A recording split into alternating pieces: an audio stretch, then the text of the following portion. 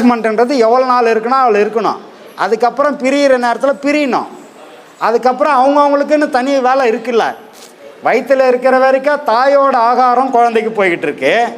கடைசி வரைக்குமா தாயோட ஆகாரம் குழந்தைக்கு போகுமா? எதுக்கு தொப்புள் கொடியை கட் பண்ணுறான்? வேலை முடிஞ்சுது, கட் பண்ணியாச்சுன்னா அடுத்து அவனுக்கு இண்டிவிஜுவல், அவன் தனி, அவனுக்கு ஆகாரம் தனி, அவனோட மைண்ட் செட்டு தனி, அவனோட வேலைகள் தனி, எல்லாம் தனி. அம்மா தனி, குழந்தை தனி ஆயிடுதுல்ல. அப்போ இப்படி தானே இருக்கணும், இதுதானே உறவு. அதை விட்டுட்டு நீ தொப்புள் கொடியை கட் பண்ணாலும் நான் உன்னை விடவே மாட்டேன்றதோ, 5ஆவதுக்கு மேலே நான் போகவே மாட்டேன், எனக்கு வாத்தியார் மேலே அவ்வளோ அஃபெக்ஷன் சேர்த்து பூச்சி நான் அங்கேயே உட்காந்து, இதெல்லாம் ஒரு தொழிலா ஒரு பொழப்பா? என்னவோ நடக்குது நாட்டில். இப்படி போய்கிட்டு இருக்கு. சரி சாமி, இதே பேசி சந்தேகங்கள் ஏதாவது இருந்தால் சொல்லுங்கள், கேளுங்க, பேசுவோம். மும்மலங்கள். ஆமாம், பாதியிலே முடிஞ்சிடும். பாதியிலே முடிஞ்சிடும். எப்போ பாதியில் எப்படி முடிஞ்சிடும் இதுன்னா, உங்களுக்குன்னு எல்லாமே இண்டிவிஜுவல் ஆகுது இல்லையா. தொப்புள் கொடி கட் பண்ணுறோமே அப்போவே பாதி குறைஞ்சிரும். அதுக்கப்புறம் அந்த ஜீனுன்னு ஒன்று இருக்குது பாருங்கள், அது தொடர்ச்சி வரும். ஜீனில் தொடர்ந்து வரும் அந்த பாவ புண்ணியங்கள். ஆனாலும் அதில் உன்னோட செயல்பாடுகள் குறித்து, உன்னோட செயல் எப்படி இருக்குது, நீ இப்போ முற்பிறவியில் நீ என்ன பண்ணிக்கிட்டு இருந்த, இப்போ அதோட தொடர்ச்சியில் உன்னோட செயல் எப்படி இருக்கோ அதுக்கேற்ற மாதிரி சில விஷயங்கள்லாம் மாறிடும். அதுக்கு தான் நம்ம இதில் மாணிக்க வாசகர் ஒரு பாடலில் சொல்லுவார், முத்திநெறி அறியாத மூர்க்கரோடு முயல்வேனை பத்திநெறி அறிவித்து பழவினைகள் பாரும் வண்ணம். அந்த பழவினைகள் எங்கே பாரும் வண்ணம்? பழவினைகள் ஒழிஞ்சிரும். பத்திநெறி அறிவித்து பழவினைகள் பாரும் வண்ணம் சிவமாக்கி எனையாண்ட அத்தன் என கருளியவார் ஆர்பெறுவார் அச்சோவே. என்னம்மா அச்சோ பதிகத்தில். அப்போ என்ன ஆயிடுச்சுன்னா, என்னம்மா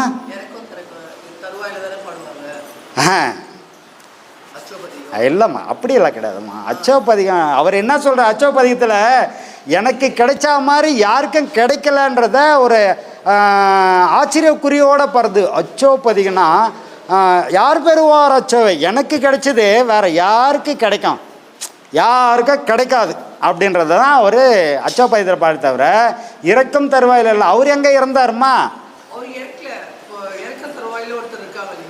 அது அது பாடலாமா திருவாசகம். அது அது அது எல்லாம் நிறைய பேர் அப்படி தான் நினச்சிட்டு இருக்காங்க. திருவாசகம் பாடினால இறக்கம் தருவாயில் இருக்கிறோம், அப்படி கிடையாதுமா. குழந்தைங்களுக்கு சொல்லிக் கொடுக்கணும், திருவாசகத்தை குழந்தைங்களுக்கு சொல்லிக் கொடுக்கணும், பாராயணம் பண்ணணும். 95 வரிகள் அந்த பாடலில், நமச்சிவாய வாழ்க நாதன் தாழ் வாழ்க, 95 வரி யாருக்கெல்லாம் தெரியும் சொல்லுங்கள் பார்க்கலாம். Very good. இது ரொம்ப முக்கியம். அதில் நிலந்தன்மேல் வந்தருளி நீள்கழல்கள் காட்டி சில விஷயங்கள் எல்லாம் சொல்கிறாங்க பாருங்கள். இதில் வேறு யாரை எந்த மதத்துலையும் சொல்லவே முடியாதுங்க. அப்படி ஒரு ஞானம். ஆமாம் ஆமாம், கரெக்டாக 32 வயசில் உங்களுக்கு ஃபுல்லாக தெரியலம்மா. 95 வரிகள் தெரியுமாம்மா. 32வது வரி என்ன சொல்லுமா? தான் 32வது வரி பாடுங்க.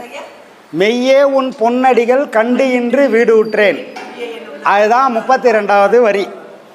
அப்போ என்ன ஆயிடுச்சுன்னா 32வது வரி அவர் பாடும்போது தான் முடியுது அவருக்கு. மெய்யே உன் பொன்னடிகள் கண்டு இன்று வீடு உற்றேன். இன்று 32வது வரியில் வீடு உற்றார். அதுதான் அங்கே விஷயம், அதுதான் கவனிக்கணும். அப்போது 32 வயசில் அவர் முடித்தார் மாணிக்க வாசகர். இதெல்லாம் இப்படி நிறைய விஷயங்களை நமக்கு ஞானிகள் தெளிவுபடுத்தியிருக்காங்க. இப்போ உணலம்மா நீங்கள் சொன்னீங்களே, அது இரக்கம் தருவாயில்ன்றது கிடையாதும்மா. உடம்பு சரியில்லாமல் இப்போ ஹாஸ்பிட்டலில் இருக்கிறாங்களே, அப்போ பிள்ளையோ மனைவியோ அவர் தலைமாட்டாண்ட உட்காந்துக்கிட்டு நமச்சிவாய வாழ்க நாதன் தாழ்வாழ்க இமைப்பொழுதன் நெஞ்சில் மயங்காதான் தாழ்வாழ்க சொல்லிக்கிட்டே அப்படியே படிச்சுக்கிட்டே இருந்தாலே அவர் உள்வாங்கிக்கிட்டே இருப்பார். ஏன்னா வேறு சிந்தனையே கிடையாது. அந்த நேரத்தில் அவருக்கு எந்த சிந்தனையும் இருக்காது. எவ்வளோ வலி இருந்தாலும் கூட அவருக்கு எந்த சிந்தனை இருக்கா, எந்த வழி இருக்கா. இப்போ அந்த இரக்கம் தருவையில் யாரும் கத்தவே மாட்டாங்க. அப்படியே இப்போ கண்ணு அப்படியே மேலே அப்படியே நிற்கும். அப்போ என்ன ஆயிடுச்சுன்னா, அவர் இதுக்கு முன்னாடி என்னென்ன பண்ணார், அந்த 15 வயசு அந்த வாலிப பருவத்திலேருந்து அங்கே ஸ்க்ரீனில் ஓடிக்கிட்டு இருக்கோம். அவருக்கு அப்படியே மேலே பார்க்குறாருன்னா எங்கேயோ பார்க்குறாரு நீங்கள் நினச்சிக்க போகிறீங்க. அவரோட படத்தை அவர் பார்த்துக்கிட்டு இருக்கிறாரு. அவரை டிஸ்டர்ப் பண்ணவே கூடாது, சைலண்ட்டாக விட்டுறணும். அப்போ என்ன பண்ணுறாரு, பார்த்துக்கிட்டு இருக்காரு. 15 வயசில் என்ன பண்ணார், 16 வயசில் என்ன எல்லாம் அப்படியே பார்த்துக்கிட்டு இருக்கும்போது இந்த பாடலை நீங்கள் ஓதிக்கிட்டு இருக்கும்போதும் அவர் அதை பார்த்துக்கிட்டு இருக்கும்போதும் இது ரெண்டும் எங்கே மேட்ச் ஆகுதோ அங்கே போய்டும் அவருக்கு உயிர்.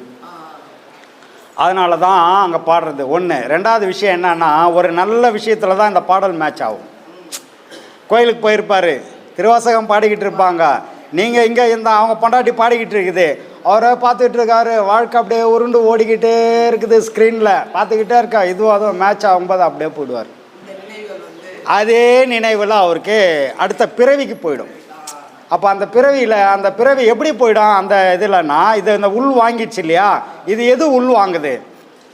இப்போ நீங்கள் பாடினீங்களே திருவாசகம், அதை எது உள் வாங்கியிருக்கு? உடல் விழுந்துருச்சு. அது உள்வாங்கினது எது? இறை சிந்தனை தனியாக எங்கம்மா இருக்கு? உடல் எடுக்கிறதுக்கு எதுமா போகுது? ஆன்மா போகுது இல்லையா?